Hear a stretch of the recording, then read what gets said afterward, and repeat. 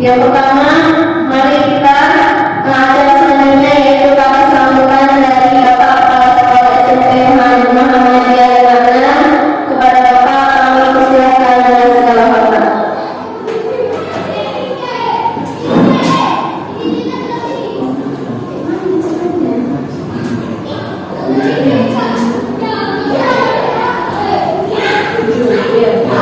Assalamualaikum warahmatullahi wabarakatuh.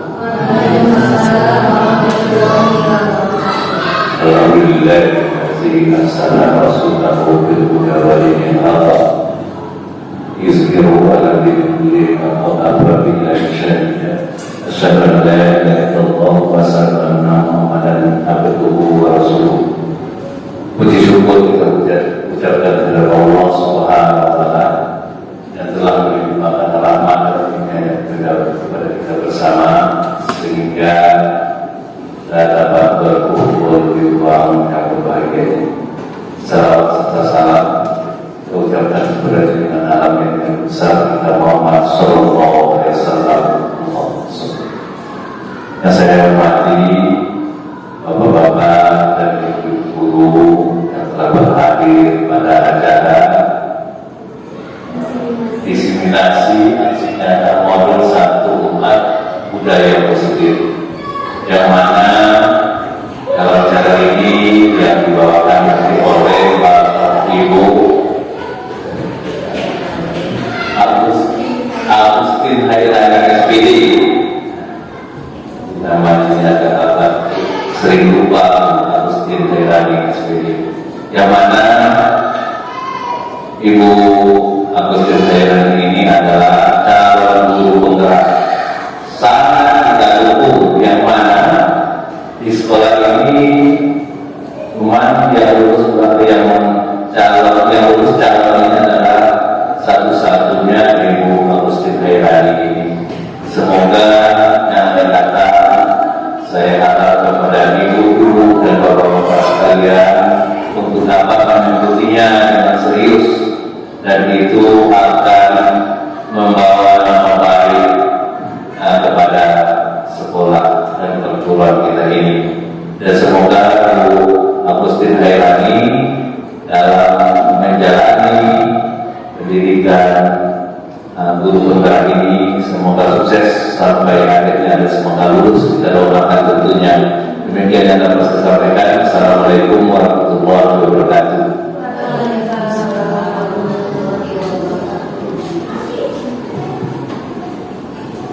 Terima kasih kepada Bapak yang telah memberikan amanah ataupun kata sambutan.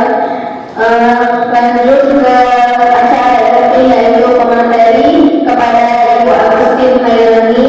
Saya persilakan waktu dan kami persilakan.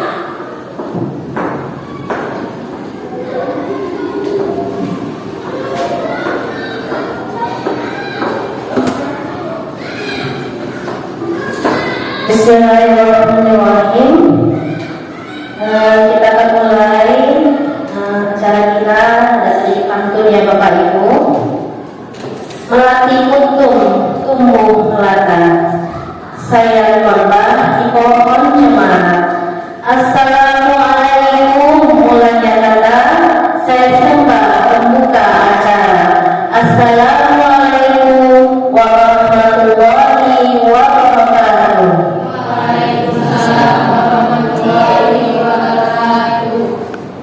Yang terhormat Bapak Kepala Sekolah SMP Swasta Muhammadiyah 56, Bapak dan Ibu guru teman sejawat yang berhadir di hari yang berbahagia ini. Di sini saya ingin ucapkan banyak terima kasih kepada Bapak Kepala Sekolah karena berkat dukungan beliaulah acara ini dapat berjalan hingga 1 jam ke depan. Dan saya juga berterima kasih kepada Bapak dan Ibu guru teman sejawat yang telah memenuhi undangan saya dengan segala kesibukan dan aktivitasnya. Dan saya ucapkan terima kasih kepada Ibu Sundaryati yang berhadir pada hari ini memenuhi undangan saya dari SMP Melati, ya. Baiklah, sebelum kita mulai acara hari ini, izinkan saya memperkenalkan diri. Saya Agustin Khairani SPD dari SMP Muhammadiyah 56, calon guru penggerak angkatan ke-7 Kota Binjai. Dari SMP Muhammadiyah 56 Binjai Timur, Provinsi Sumatera Utara. Baiklah, adapun tujuan saya mengadakan modul 1.4 mengenai budaya positif ini adalah tugas kami, Bapak Ibu, sebagai calon guru penggerak untuk membuat aksi nyata di sekolah masing-masing. Kemudian saya juga ingin membagikan ilmu yang saya dapatkan selama mengikuti pendidikan calon guru penggerak, dan saya berharap semoga Bapak dan Ibu semua kita dapat belajar dan bekerja sama, berkolaborasi untuk menerapkan budaya positif di sekolah yang kita cintai ini. Baiklah, untuk mempersingkat waktu, izinkan saya untuk memaparkan modul 1.4 budaya positif.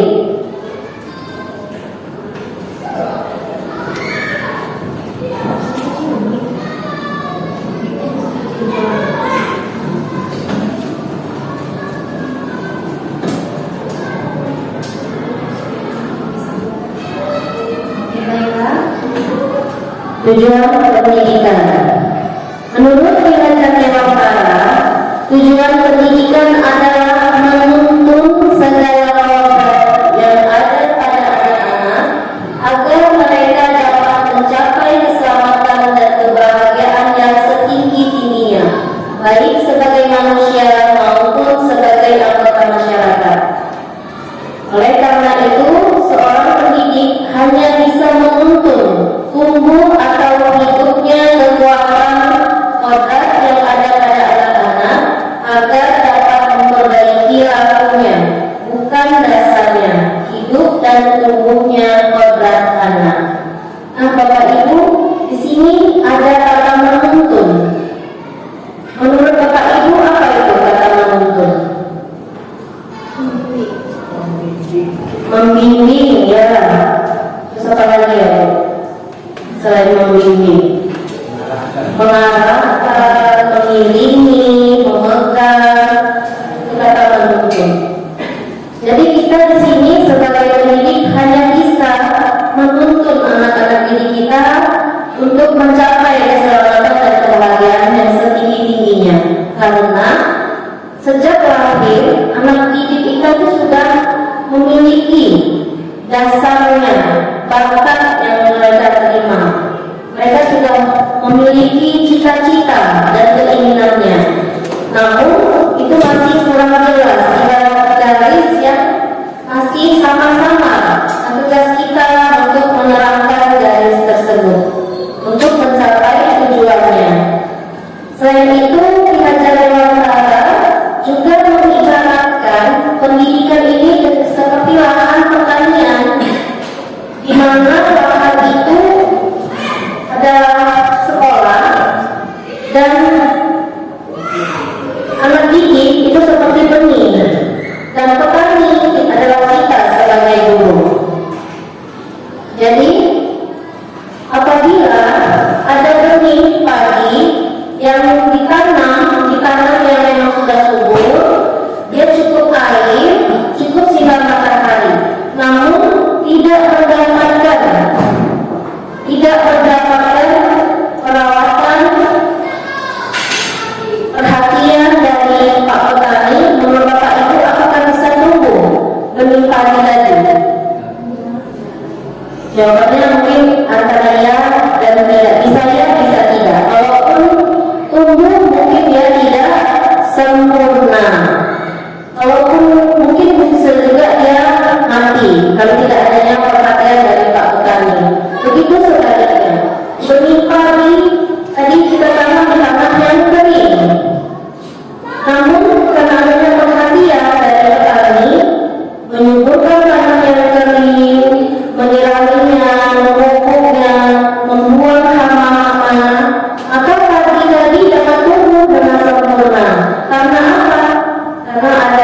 perhatian dari Pak Petani tadi.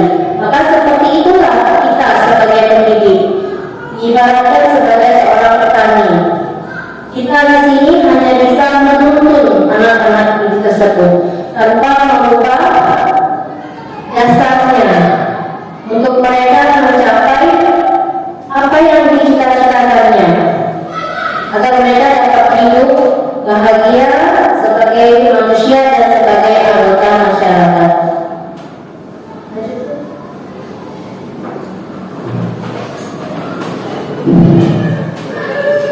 Baiklah Bapak Ibu, itu tadi pengantar pertama. Di sini ada mengenai budaya positif. Budaya positif di sekolah yaitu nilai dan kebiasaan di sekolah yang berpihak pada murid agar dapat berkembang menjadi pribadi yang kritis, penuh hormat dan bertanggung jawab sesuai dengan profil pelajar Pancasila. Nah, di sekolah kita sudah menerapkan budaya positif, Bapak Ibu. Kira-kira sudah belum kita menerapkan? Iya, sudah ya Bapak Ibu. Budaya positif yang kita terapkan setiap paginya di awal waktu kita menyambut anak didik kita di gerbang dengan senyum, salam dan sapa, sehingga anak didik kita datang ke sekolah dengan penuh kebahagiaan. Mereka merasa diperhatikan, disambut, disayangi, sehingga mereka merasa aman dan nyaman. Itu merasa aman di hati mereka karena perhatian dari kita. Selain itu, budaya positif yang lain yaitu kita membiasakan anak didik kita memulai acara pembelajaran dengan doa dan ditutup dengan doa. Kemudian dilanjutkan dengan murojaah, sholat duha berjamaah dan muhadharah. Itu semua dilakukan untuk menumbuhkan rasa percaya diri, keyakinan dan kemampuan anak didik kita. Yang lanjut. Nah, di sini adalah materi modul 1.4, yaitu perubahan paradigma belajar, disiplin positif, kebutuhan dasar manusia, restitusi atau posisi kontrol guru, keyakinan kelas, dan terakhir segitiga restitusi. Ya, ini materi ini sebenarnya Bapak Ibu sangat baik semuanya, dan ada yang secara tidak langsung itu menyindir dan menegur kita, karena apa yang kita lakukan ternyata selama ini belum sempurna. Nah, saya pun baru mengetahuinya setelah mengikuti pendidikan calon guru penggerak, dan baru semuanya saya terapkan di kelas, hanya sebagian saja.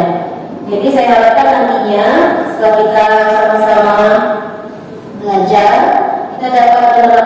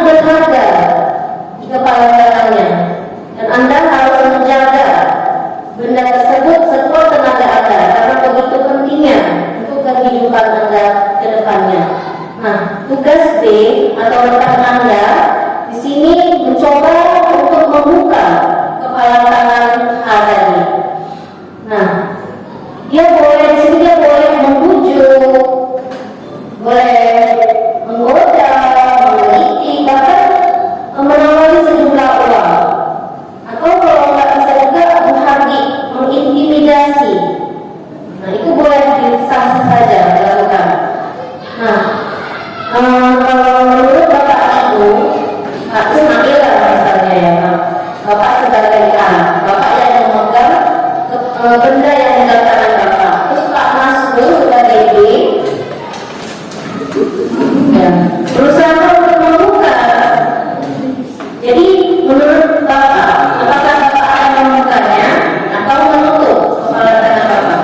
Menurut Bapak, bagaimana? Tidak saya buka Alasannya Pak? karena ini ada sesuatu yang saya pegang dan tak harus saya tahu rahasia. Ya, kalau Bu Melda dengan Bu Anita misalnya, kalau itu bagaimana Bu? Ibu Melda sebagai A dan Bu Anita sebagai B. Ibu bagaimana? Apakah Ibu akan membuka kepala tangan Ibu? Karena Bu Anita berusaha terus untuk membuka dan ingin mengetahui apa sih isi kepala tangannya. Ibu menurut bagaimana? Saya tidak akan membukanya karena hanya saya yang tahu apa isi dalam kepala tadi. Iya, tepuk tangan. Betul. Nah di sini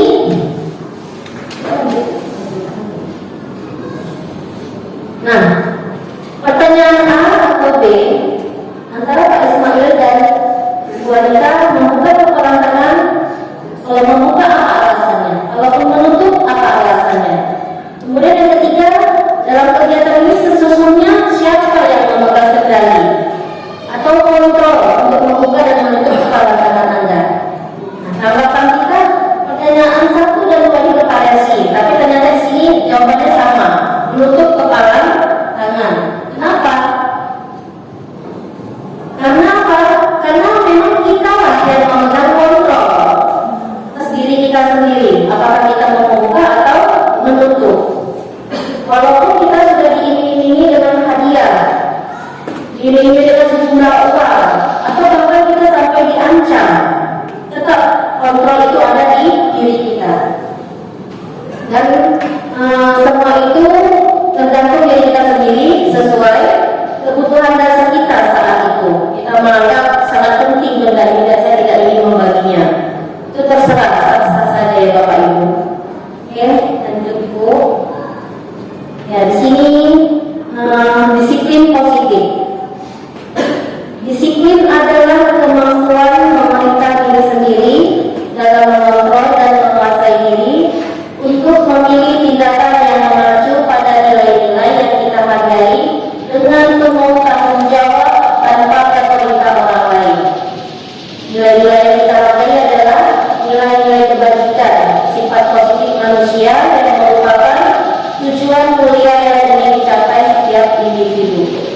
Kalau di sini ada kata disiplin, kalau kita bilang disiplin yang terlintas dalam pikiran kita apa Bapak Ibu? Disiplin. Ya, sudah jadi peraturan, kemudian tata tertib, perintah, ya kan? Dan kadang bahkan kata disiplin juga dihubungkan dengan hukuman. Apabila anak didik kita melanggar disiplin, maka yang sering terjadi kita akan memberikan hukuman kepada anak didik kita. Padahal sebenarnya itu tak perlu Bapak Ibu. Hukuman itu adalah alternatif terakhir. Kalau perlu memang nggak perlu ada hukumannya. Itulah yang saya pelajari selama mengikuti pendidikan calon guru penggerak. Jadi hukuman itu kalau bisa memang nggak perlu kita berikan kayak dunia ya. Kita beri alternatif yang lain. Walaupun nggak ada lagi jalan solusi, barulah kita berikan kepada manajer atau kepala sekolah untuk memberikan apa sanksi yang akan diberikan oleh anak tersebut. Apabila sudah kita lakukan upaya yang kita berikan nasihat, bimbingan agar anak tadi berubah, ternyata tidak juga.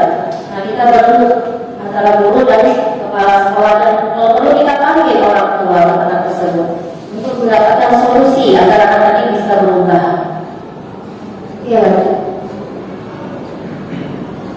Nah, di sini kebutuhan dasar manusia. Realitasnya kebutuhan setiap orang itu berbeda-beda. Kita harus berusaha memahami pandangan orang lain tentang dunia. Semua orang senantiasa berusaha untuk memenuhi kebutuhannya dengan berbagai cara yang positif. Bisa juga menganggap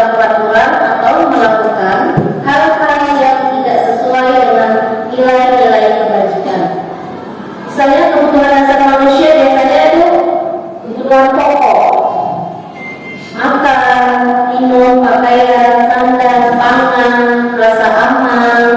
Nah, apabila kebutuhan itu tidak dia dapatkan, mungkin pada saat itu dia bisa melakukan sesuatu hal yang negatif. Mungkin dia akan bertindak menjadi lebih agresif, lebih kasar. Seperti itulah anak didik kita. Kebutuhan dasarnya misalnya mendapatkan perhatian dari guru, namun itu tidak dia dapatkan.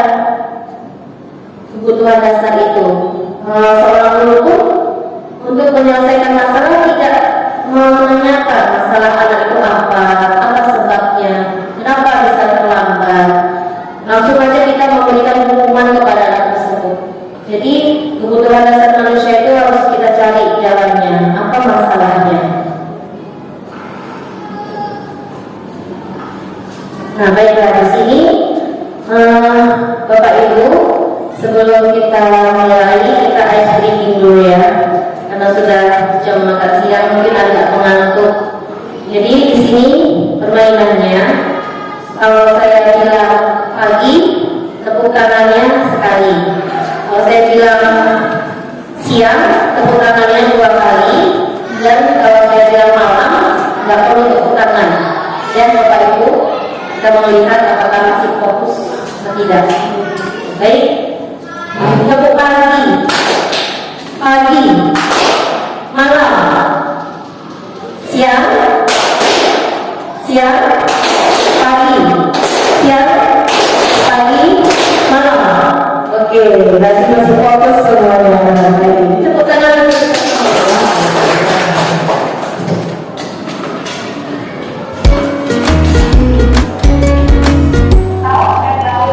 Salam dan bahagia Ibu dan Bapak untuk membangun budaya sekolah yang positif dengan lingkungan yang aman dan mendukung murid untuk menjadi pribadi yang berdaya, seimbang, dan bahagia. Salah satu upaya yang dapat dilakukan oleh guru adalah memahami kebutuhan dasar yang mendasari perilaku murid. Pada video kali ini, kita akan membahas tentang 5 kebutuhan dasar manusia.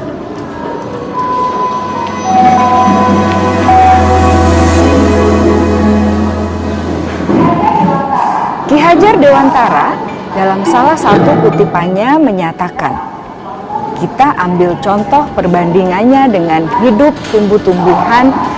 Seorang petani dalam hakikatnya sama kewajibannya dengan seorang pendidik yang menanam padi misalnya. Hanya dapat menuntun tumbuhnya padi. Ia dapat memperbaiki kondisi tanah, memelihara tanaman padi, memberi pupuk dan air, membasmi ulat-ulat atau jamur-jamur yang mengganggu hidup tanaman padi, dan lain sebagainya. Ketika guru memahami kebutuhan apa yang mendasari perilaku murid, dan guru berusaha menuntun dan mendukung murid dalam memenuhi kebutuhannya secara positif, pada hakikatnya guru tersebut ibarat seorang petani yang sedang berusaha memahami kebutuhan masing-masing tanaman, dan ia berusaha memenuhi kebutuhan tanaman tersebut agar dapat tumbuh dengan subur dan maksimal. Dr. William Glasser, seorang psikiater dari Amerika Serikat, menyatakan bahwa seluruh tindakan manusia memiliki tujuan tertentu, yaitu memenuhi kebutuhan dasarnya.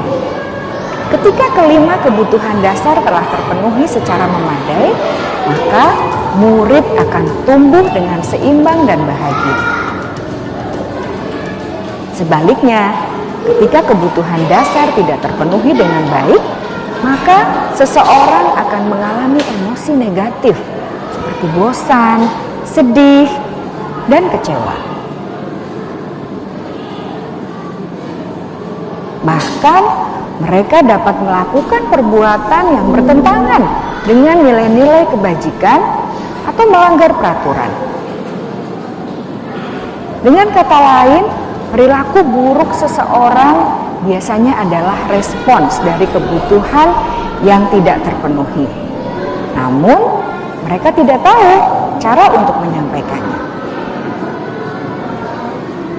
Ada 5 kebutuhan dasar manusia menurut Dr. William Glasser, yaitu yang pertama, kebutuhan untuk bertahan hidup atau survival. Yang kedua, kebutuhan untuk merasa diterima atau love and belonging. Yang ketiga, kebutuhan akan kebebasan atau freedom. Yang keempat, kebutuhan akan kesenangan atau fun. Dan yang kelima, kebutuhan akan penguasaan atau power.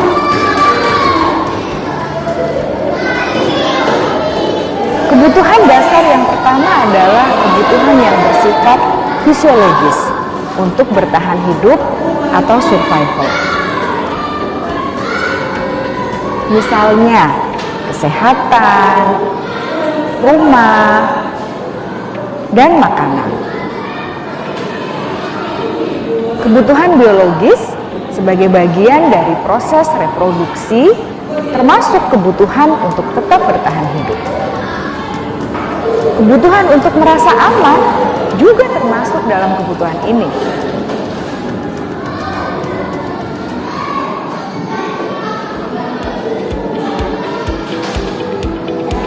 Agar murid dapat belajar dengan baik, kebutuhan mereka akan rasa aman, pangan, sandang, dan papan harus terpenuhi. Bagaimana mungkin mereka dapat belajar dengan baik bila mereka datang ke sekolah dengan perut yang lapar atau bila rumah mereka kebanjiran?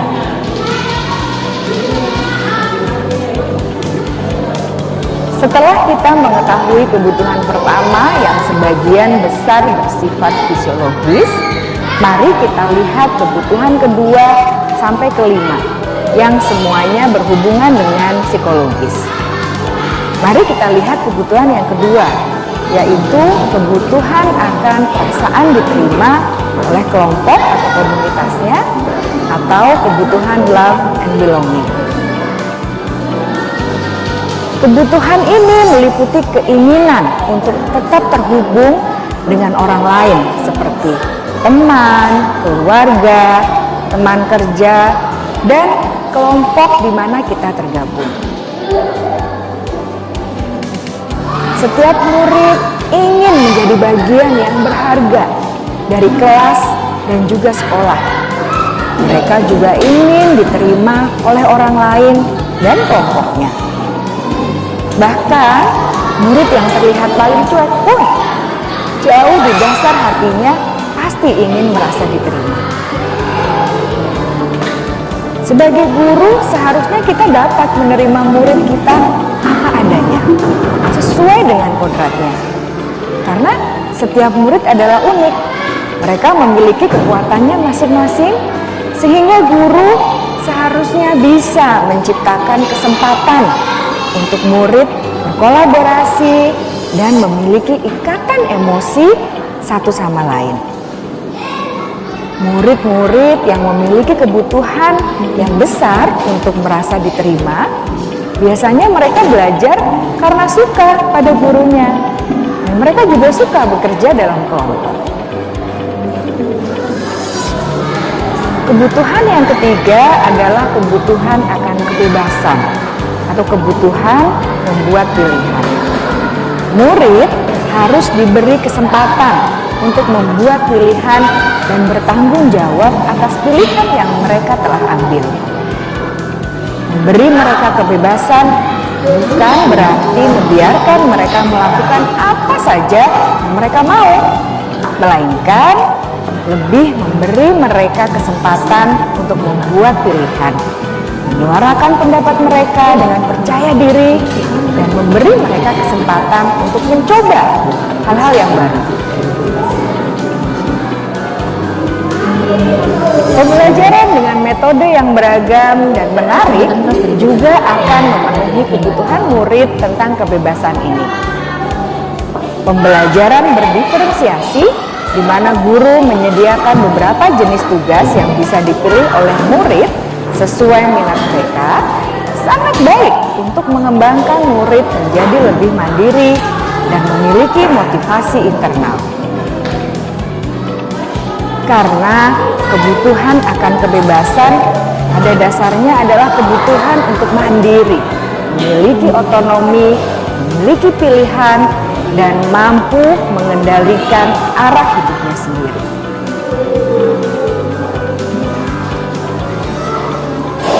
Kebutuhan yang keempat adalah kebutuhan akan kesenangan. Bayangkan Bapak Ibu, hidup tanpa rasa senang. Betapa menyedihkannya. Glasser menghubungkan kebutuhan akan kesenangan dengan belajar. Jangan sepelekan kebutuhan murid untuk merasa senang di kelas. Sebagai guru, jangan ragu-ragu untuk dengan sengaja memasukkan kegiatan yang menyenangkan dalam kelas.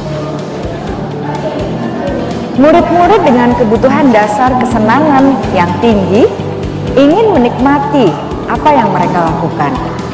Mereka juga konsentrasi tinggi saat mengerjakan hal-hal yang disenangi.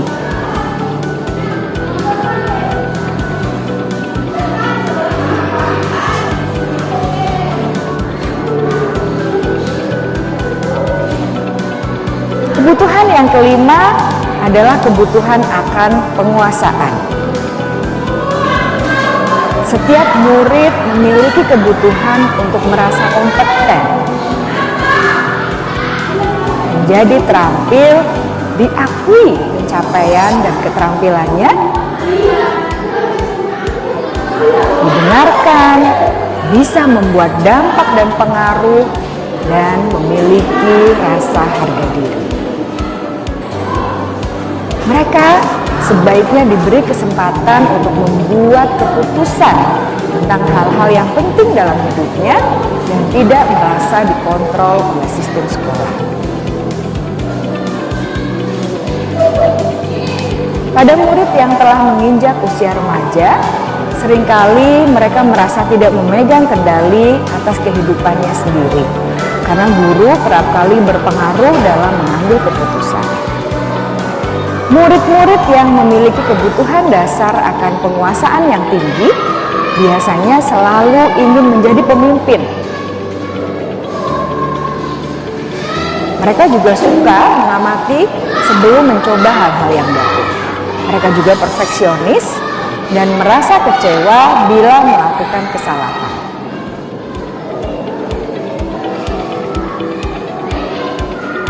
Ibu dan Bapak guru sangatlah penting bagi kita untuk mengetahui kebutuhan dasar murid-murid, agar kita memahami alasan dibalik sikap dan tingkah laku mereka.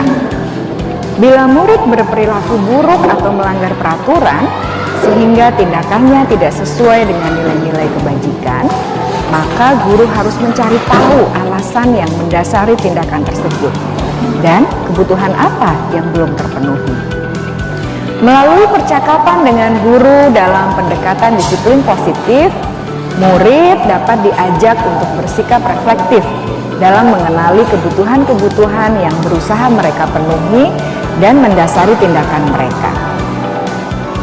Jika guru mengabaikan perilaku buruk murid-murid, maka perilaku tersebut akan berpengaruh pada suasana kelas yang kurang kondusif dan akan berpengaruh pada tujuan dari pendidikan itu sendiri. Ibu, Bapak guru hebat, mari kita menjadi guru yang lebih baik dengan memahami kebutuhan dasar murid-murid kita dan senantiasa membimbing mereka untuk menjadi pribadi yang berdaya, seimbang, dan bahagia. Salam dan bahagia, Ibu dan Bapak guru hebat.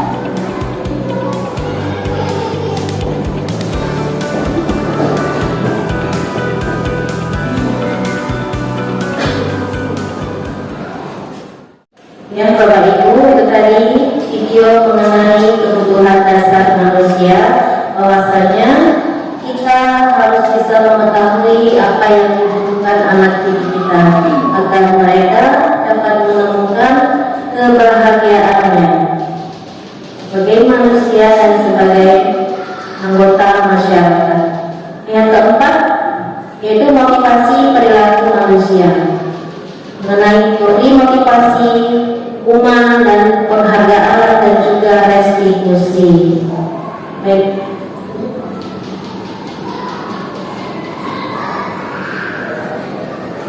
Baik, menurut Diana Rosen dalam bukunya Restructuring School Discipline menyatakan ada 3 motivasi perilaku manusia. Yang pertama, untuk menghindari ketidaknyamanan atau hukuman. Ini adalah tingkat terendah dari motivasi perilaku manusia. Biasanya orang yang motivasi perilakunya untuk menghindari hukuman atau ketidaknyamanan akan bertanya, apa yang akan terjadi bila saya tidak melakukannya? Sebenarnya pengaruh apa pada mereka secara fisik, secara psikologis, maupun tidak terpenuhinya kebutuhan mereka bila tidak melakukan tindakan tersebut? Motivasi ini bersifat eksternal. Maksudnya di sini eksternal, motivasi yang berasal dari luar diri kita. Kedua, untuk mendapatkan imbalan atau penghargaan dari orang lain. Satu tingkat di atas motivasi yang pertama ya Bapak Ibu. Sini orang berperilaku untuk mendapatkan imbalan atau penghargaan dari orang lain. Orang dengan motivasi ini akan bertanya, apa yang akan saya dapatkan apabila saya melakukannya? Mereka melakukan sebuah tindakan untuk mendapatkan pujian dari orang lain, menuntut mereka penting, dan mereka letakkan dalam dunia berkualitas mereka. Mereka juga melakukan sesuatu untuk mendapatkan hadiah, mendapatkan pengakuan atau imbalan. Motivasi ini juga disebut bersifat eksternal. Jadi antara 1 dan 2 tadi sama ya Bapak Ibu, motivasi eksternal yang berasal dari luar diri. Dan yang ketiga, untuk menjadi orang yang mereka inginkan dan menghargai diri sendiri dan dengan nilai-nilai yang mereka percaya. Orang dengan motivasi ini akan bertanya, akan menjadi orang seperti apa apabila saya melakukannya? Mereka melakukan sesuatu karena nilai-nilai yang mereka yakini dan hargai. Mereka melakukannya karena mereka ingin menjadi orang yang melakukan nilai-nilai yang mereka yakini tersebut. Motivasi ini membuat seseorang memiliki disiplin positif karena motivasi perilakunya bersifat internal dan bukan eksternal. Pernahkah Bapak berada dalam sebuah situasi di mana Anda sengaja melakukan sesuatu yang menyakitkan bagi Anda, bahkan bertabrakan dengan penghargaan diri, penghargaan dari orang lain? Mengapa Anda tetap memilih melakukannya padahal Anda tahu akibatnya akan menyakitkan? Anda mungkin akan dikecam secara sosial, bahkan ada kerugian secara finansial. Apa prinsip-prinsip yang Anda perjuangkan dan Anda lindungi saat itu? Anda sedang menjadi orang yang seperti apa? Baik, lanjut Pak. Nah di sini ada sedikit soal mengenai hukuman atau konsekuensi. Ya, saya minta Bapak menjawabnya ya, mulai dari Ibu Sudaryati. Mencatat 100 kali dalam buku kalimat, saya tidak akan terlambat lagi karena terlambat ke sekolah. Menurut Ibu ini sanksi atau konsekuensi? Hukuman, sanksi atau konsekuensi atau hukuman? Hukuman, coba kita lihat. Hukuman. Ya, berarti benar. Kemudian Ibu Witi, kami mengelilingi lapangan basket 2 kali karena terlambat hadir di sekolah. Ini hukuman atau sanksi atau konsekuensi menurut Ibu? Kami mengelilingi lapangan basket karena terlambat. Apa hukuman? Oke, kita lihat. Ya benar. Oke Pak Nasrul, membersihkan coretan yang dibuat di meja tulis. Membersihkan tulisan di meja. Sanksi. Nah, coba kita lihat sanksi. Ya benar. Oke, yang keempat, murid diminta untuk push up 15 kali karena tidak menggunakan masker ke sekolah. Menurut Ibu Melda, itu hukuman? Oke, coba kita lihat yang benar. Ibu Anita, menggantikan kekerasan teman yang telah dicoret-coret. Itu hukuman atau sanksi? Sanksi atau konsekuensi. Ya benar. Ibu berjemur di lapangan basket jam 12 siang karena mengobrol dengan teman saat belajar. Menurut ibu sanksi atau hukuman? Hukuman. Oke, ya benar. Pintar ibu-ibunya. Kemudian Pak Ismail, murid diminta bertelanjang kaki sepanjang hari karena tidak menggunakan sepatu warna hitam sesuai peraturan sekolah. Bapak sanksi, coba kita lihat. Ya, ternyata itu hukuman. Ya, berdiri di depan kelas sambil mengangkat kaki satu karena tidak bisa menjawab pertanyaan. Itu hukuman. Pak Nasrul dan sanksi. Ya, ternyata hukuman. Ya, membersihkan tempat air di meja tulis karena tersenggol pada saat belajar. Membersihkan. Apa ini? Sanksi. Iya, benar. Terlihatkan 10 menit jam istirahat untuk mengerjakan tugas karena terlambat datang dan tertinggal pelajaran 10 menit. Sanksi atau hukuman? Konsekuensi. Iya, benar. Lanjut. Duduk di bangku di pinggir lapangan pada jam istirahat. Tidak diizinkan bermain oleh guru piket karena mencederai teman saat bermain di lapangan. Menurut Bapak Ibu, konsekuensi. Oke, coba kita lihat yang benar. Pintar-pintar Bapak Ibu gurunya ya.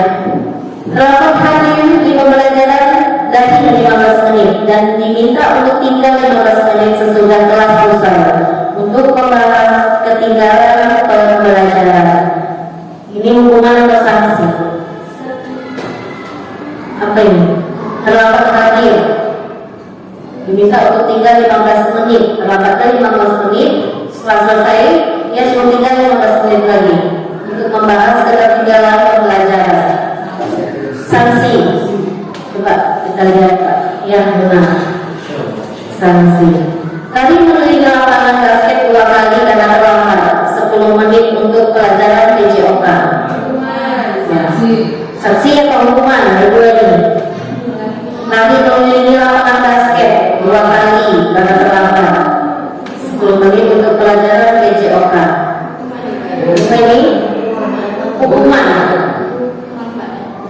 Hukuman, coba kita lihat benar nggak? Salah, ternyata sanksi.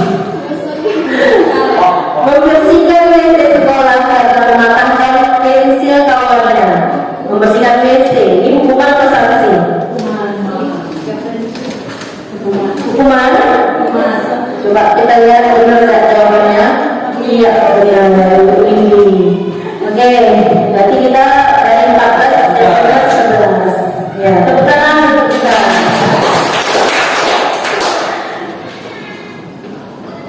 Lanjut Pak.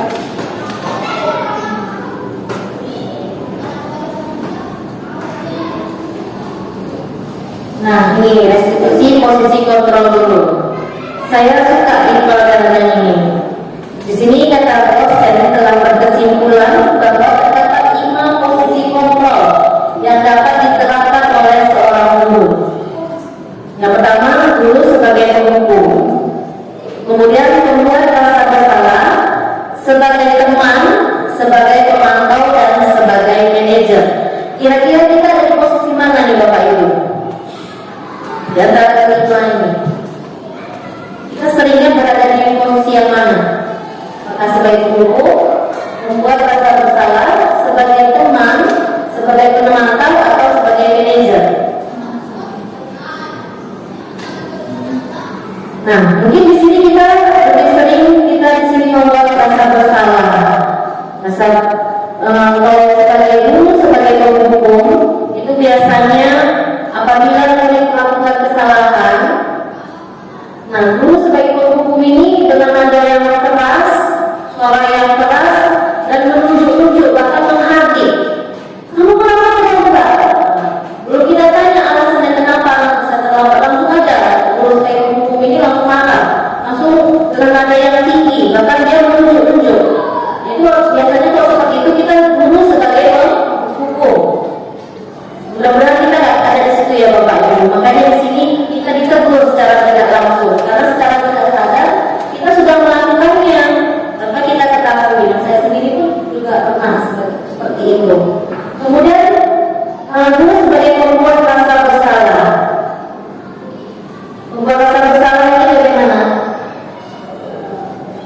Maksudnya di sini membuat rasa bersalah ini, guru tadi membuat si anak yang melakukan kesalahan dia menyadari kesalahannya. Kamu kenapa terlambat? Kenapa suka kali buat salah? Kamu senang kalau dimarahi kepala sekolah. Nah, jadi kita bicara seperti itu, dia yang merasa bersalah karena gara-gara perbuatannya kita bukan gurunya yang menjadi kena imbasnya. Dia yang berbuat, gurunya yang dimarahi. Kamu senang kalau ibu dimarahi sama bapak kepala sekolah. Akhirnya si anak merasa bersalah. Kemudian sebagai teman, pernahkah kita menjadi guru sebagai teman anak didik kita, bapak ibu? Pernah ya Pak, sering membantu kita nggak memarahi dia. Biasanya anak yang melakukan kesalahan kita tegur dengan lembut, dengan suara yang lembut. Kemudian kita merangkulnya, mengajak dia bicara, dan bahkan si anak memang merasa nyaman dengan kita. Namun nanti di situ ada efeknya. Kemudian sebagai pemantau ini biasanya gimana ya Bu? Sebenarnya kalau sebagai pemantau menurut Ibu? Biasanya kalau pemantau itu dia Kalau sebagai pemantau biasanya sang guru itu menggunakan data-data. Misalnya ini sudah jam berapa?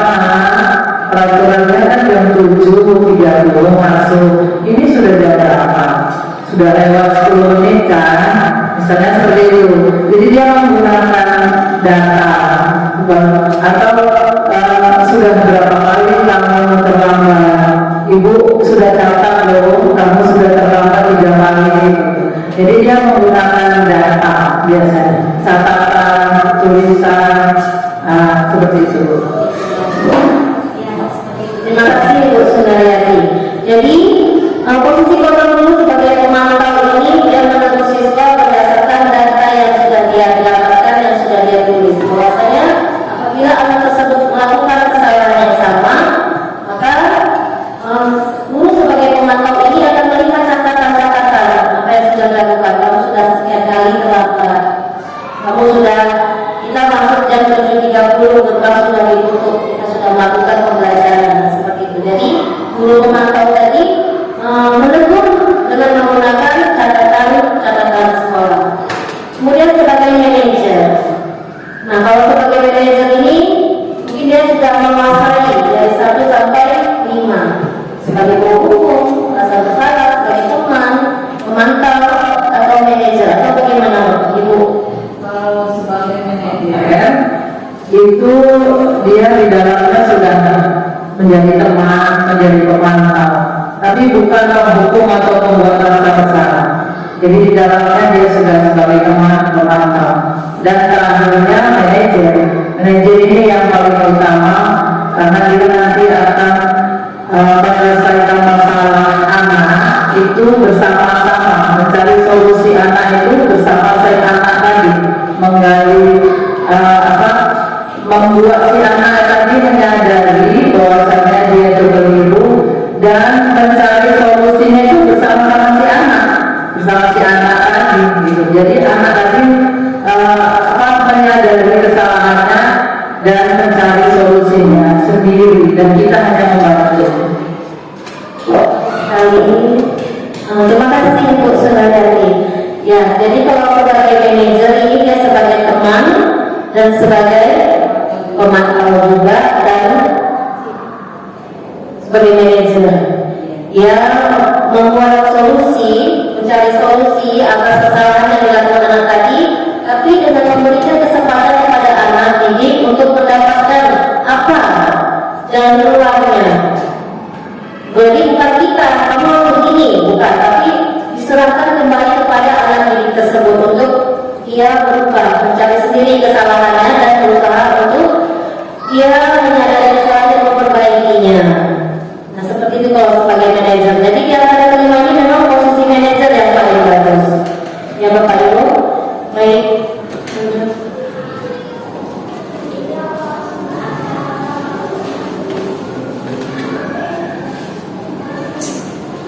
Nah, mengenai keyakinan guru sebagai penghukum. Nah, guru sebagai penghukum tadi bisa menggunakan hukuman fisik maupun verbal. Biasanya dilakukan penghukum biasanya biasanya menghakimi, menunjuk-nunjuk, menyakiti atau menyindir. Dampaknya bagi siswa dari seorang hukum adalah perilaku kontrol negatif. Kalau kita terlalu keras kepada anak didik kita, bukan mereka membuka, justru mereka akan lebih agresif lagi. Mereka akan membuat kesalahan yang sama, bahkan lebih parah mungkin. Mereka akan lebih berperilaku agresif karena merasa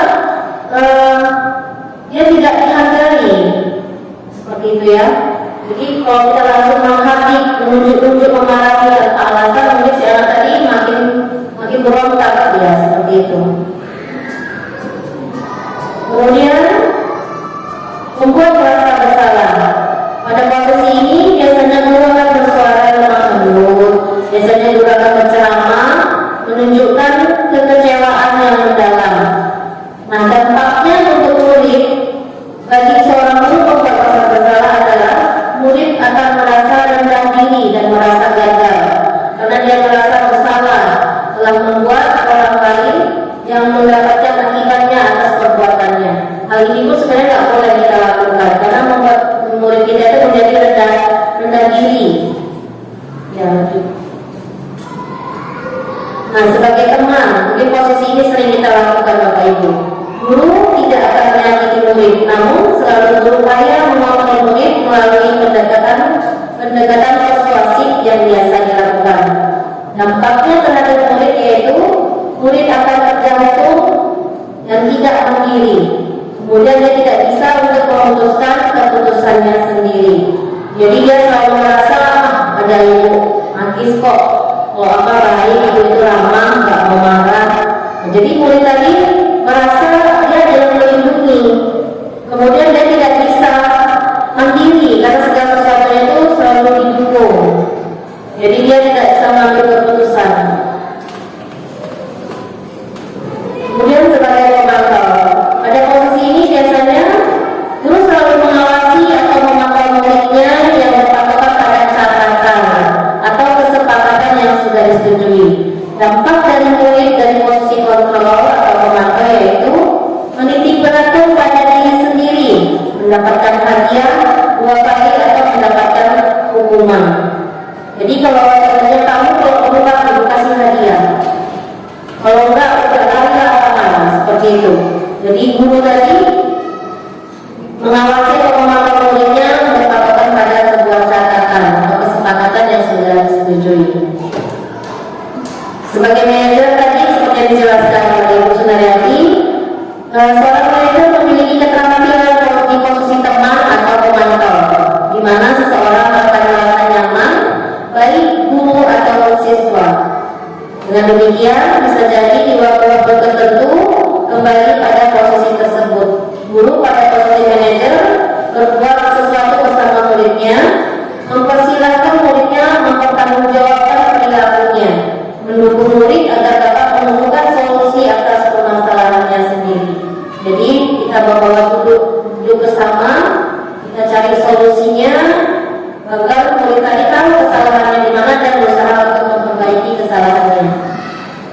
Oke, dari kelima posisi kontrol disebut, apabila kita menginginkan murid-murid kita ke depan menjadi manusia merdeka, mandiri dan bertanggung jawab, dan tumbuh motivasi intrinsik dalam dirinya, maka kita perlu menerapkan restitusi yang dapat mengarahkan murid kita menjadi manajer untuk dirinya sendiri.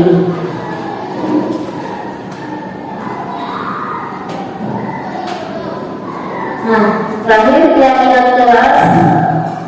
Keyakinan kelas adalah nilai-nilai kebajikan atau prinsip-prinsip universal yang disepakati bersama secara universal terlepas dari perbedaan agama, suku, negara, dan bahasa. Menurut dosen 1998, suatu keyakinan akan lebih memotivasi seseorang dari dalam diri atau intrinsik. Seseorang akan lebih bersemangat untuk menjalankan keyakinan daripada hanya mengikuti peraturan. Nah, di kajian kelas ini, lagi saya coba.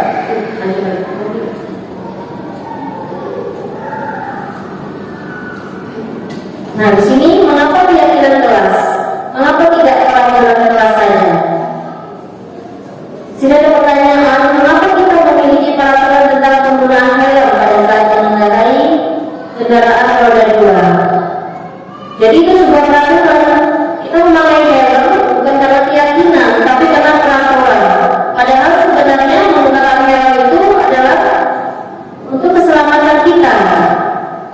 nggak perlu dibilang sana di depan ada razia polisi, pakai helm. Nah, jadi kita memakainya itu tidak karena keyakinan kita, tidak tumbuh dalam diri kita sendiri. Jadi nilai-nilai keselamatan atau kesehatan inilah yang kita sebut sebagai suatu keyakinan. Keyakinan, nilai-nilai kebajikan universal yang disepakati secara tersirat dan tersurat, lepas dari latar belakang suku, negara, bahasa maupun agama.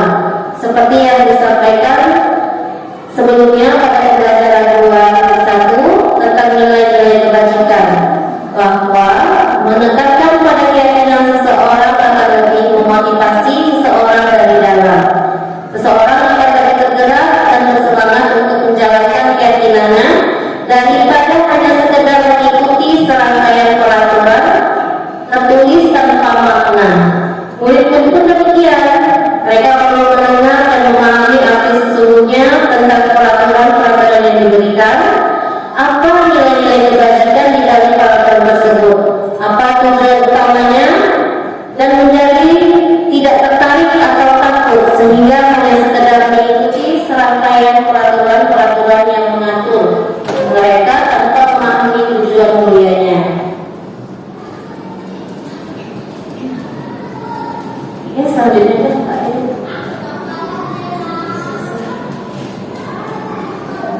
Nah, yang terakhir segitiga restitusi.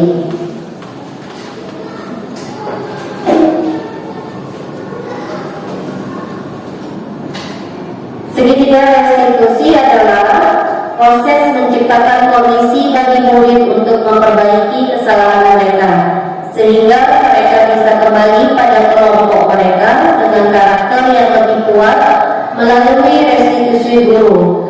Melalui restitusi, guru dapat membantu murid menjadi lebih memiliki tujuan, disiplin positif, serta memulihkan dirinya setelah berbuat salah.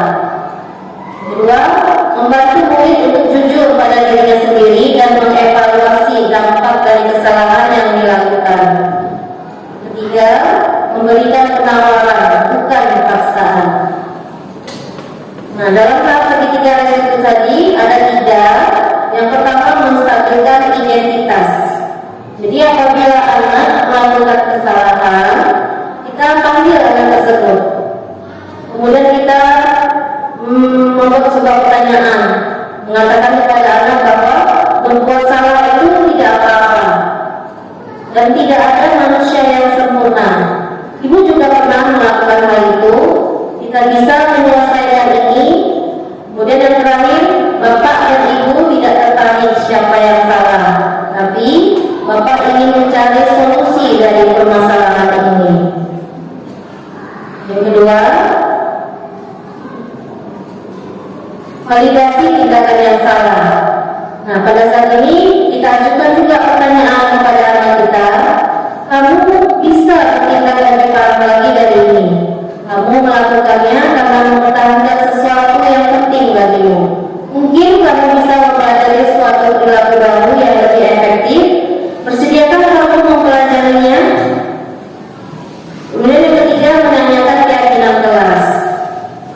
Apabila anak-anak melakukan kesalahan, kita berikan ke anak pertanyaan yang bermakna dengan membuat menjadi lebih kuat secara pribadi, percaya diri dan mandiri. Jadi kita tanyakan perbuatan yang dia lakukan itu sesuai tidak dengan keyakinan kelas yang sudah disepakati.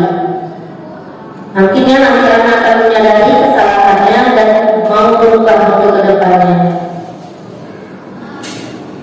Bismillahirrahmanirrahim. Assalamualaikum warahmatullahi wabarakatuh. Salam guru penggerak. Bertemu kembali dengan saya di modul 1.4 dalam demonstrasi kontekstual budaya positif segitiga restitusi. Saya Agustin Khairani, CGP Angkatan ke-7 dari SMP Swasta Muhammadiyah 56, Kecamatan Binjai Timur, Kota Binjai, Provinsi Sumatera Utara. Dengan fasilitator Ibu Lismah Idayati dan pengajar praktik Bapak Joyo Martono. Dalam video kali ini, saya akan memaparkan modul 1.4 demonstrasi kontekstual dalam praktek budaya positif dalam penerapan segitiga restitusi di sekolah saya. Seperti apa kelanjutannya? Mari kita simak slide selanjutnya. Pada tahap demonstrasi kontekstual ini, saya akan melaksanakan praktek segitiga restitusi terhadap murid di sekolah saya. Apa itu restitusi? Yuk kita simak penjelasannya. Restitusi adalah proses menciptakan kondisi bagi murid untuk memperbaiki kesalahan mereka, sehingga mereka bisa kembali pada kelompok mereka dengan karakter yang lebih kuat. Restitusi juga merupakan proses kolaboratif yang mengajarkan murid untuk mencari solusi dalam menyelesaikan masalah dan membantu murid untuk bertanggung jawab terhadap dirinya sendiri dan orang-orang lain di sekitarnya. Proses segitiga restitusi meliputi dari 3 tahap. Setiap tahapannya berdasarkan pada prinsip penting, yaitu teori kontrol, yang terdiri dari 1. Menstabilkan identitas, 2. Validasi tindakan yang salah, 3. Menanyakan keyakinan. Berikut adalah persiapan saya dalam membuat video pendek dalam menerapkan segitiga restitusi. Seperti apa cuplikannya? Mari kita lihat video berikut ini. Selamat pagi anak-anak ibu semua. Selamat pagi ibu. Apa kabar hari ini? Baik. Baiklah, sebelum kita mulai pelajaran kita hari ini, ibu akan absen ya. Gadiska, hadir bu. Zaki, Alia. Baiklah anak-anak, kita akan mengulang materi kita minggu yang lalu. Masih ingat materi kita? Apa itu nak? Teman sebaya. Apa itu teman sebaya? Teman seumuran. Teman yang seumuran. Berarti kalian semua yang dalam kelas ini ya, itu namanya teman sebaya. Oke.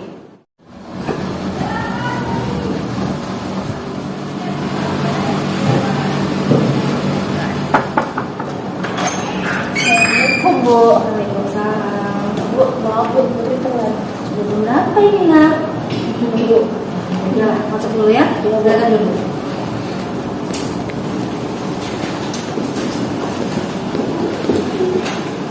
Baiklah. Kira-kira siapa yang belum paham pelajaran kita minggu yang lalu?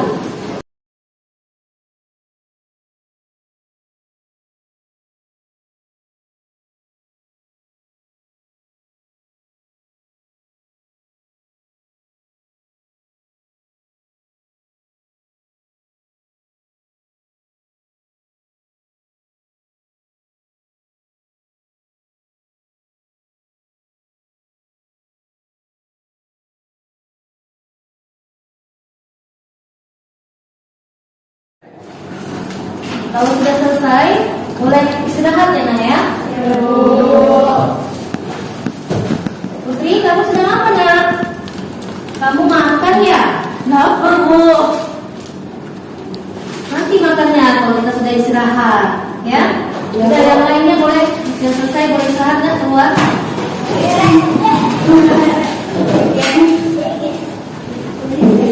Putri, bentar ya. Putri, tahu kenapa ibu panggil? Kenapa? Putri tadi terlambat ke sekolah, terus Putri makan sajam tadi. Baiklah, ibu mau bertanya, kita masuk sekolah jam berapa? Jam 7.30. Kegiatan kita di pagi hari biasanya apa? Jam 7.30 kita melakukan murojaah, lalu melakukan sholat duha berjamaah di masjid, lalu mudharaah. Oke. Tadi Putri datang ke sekolah, apakah sudah tepat waktu dan sesuai dengan kira-kira kelas kita nak? Tidak bu, Putri datang terlambat dan sudah melanggar kayak kelas kita. Ya. Tadi Putri sudah datang terlambat, kemudian tadi Putri makan pada saat belajar, kan? Ibu di sini bukan mau mencari kesalahan, Mama. Ibu hanya ingin mencari solusi dari masalah ini. Kenapa? Karena setiap manusia itu pernah pasti berbuat salah. Ibu juga pernah buat salah, pernah juga terlambat pada saat jam mengajar. Tapi kita sebagai manusia, kita memiliki tanggung jawab terhadap pekerjaan kita. Ibu sebagai guru dan Putri sebagai seorang pelajar. Nah, bagaimana caranya supaya kesalahan itu tidak terulang kembali? Ya, jadi Ibu mau tahu nih, alasan Putri datang terlambat ke sekolah itu karena apa? Tadi kemarin Putri main HP, Bu. Putri main HP, Putri gak ingat waktu. Asik cetak kawan. Dia udah sampai itu ketiduran. Terus udah bangun buat subuh. Cuman kebangun, udah bangun ketiduran lagi. Jadi paginya nggak sempat sarapan. Jadi karena itu makan di kelas berapa kali. Seharusnya kalau memang lapar, tunggu setelah selesai jam mengajar kita. Tapi tadi istirahat. Dan kalian jangan bilang lagi ya, Nak, ya. Oh, jadi karena main HP, makanya Putri kesiangan. Sering kayak gini Putri di rumah? Sering, Bu. Sering. Apakah Mama nggak tahu nih kalau Putri di rumah seperti ini? Putri udah Diam-diam. Lain kali jangan seperti itu, Nak, ya. Kita harus bijaksana menggunakan gawai atau HP kita. Apakah kegiatan perbuatan Putri tadi sudah sesuai dengan keyakinan kelas kita? Tidak, Bu. Tidak. Baiklah, kira-kira hal apa saja yang akan Putri lakukan agar tidak terulang kembali kejadian ini? Ya, Putri datang pada waktu, Bu. Lalu juga Putri menjaga kebersihan kelas kita dan lingkungan sekolah kita. Lalu juga kita jangan main HP ataupun makan saat jam pelajaran berlangsung. Menghargai diri sendiri dan orang lain. Kira-kira kapan Putri akan menerapkan apa yang Putri katakan ini? Dari sekarang dan seterusnya. Alhamdulillah. Terima kasih ya Putri. Kamu sudah mau melakukan perubahan. Ibu harapkan semua kedepannya Putri menjadi orang yang lebih disiplin, bertanggung jawab, ya, untuk diri sendiri dan orang sekitar. Terima kasih ya, Nak. Terima kasih, Bu.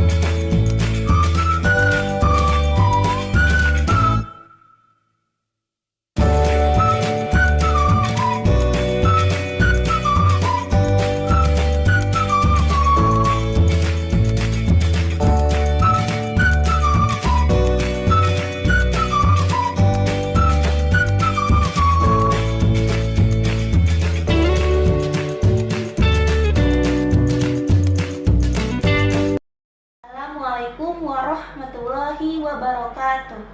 Perkenalkan, nama saya Putri Dirgahayu dari kelas 8 SMP Muhammadiyah 56 Kota Binjai.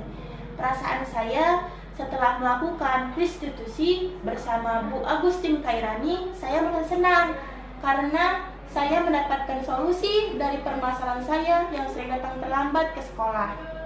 Terima kasih kepada Bu Agustin Kairani. Saya berjanji tidak akan terlambat ke sekolah dan saya akan menghargai diri saya dan menghargai orang lain. Assalamualaikum warahmatullahi wabarakatuh.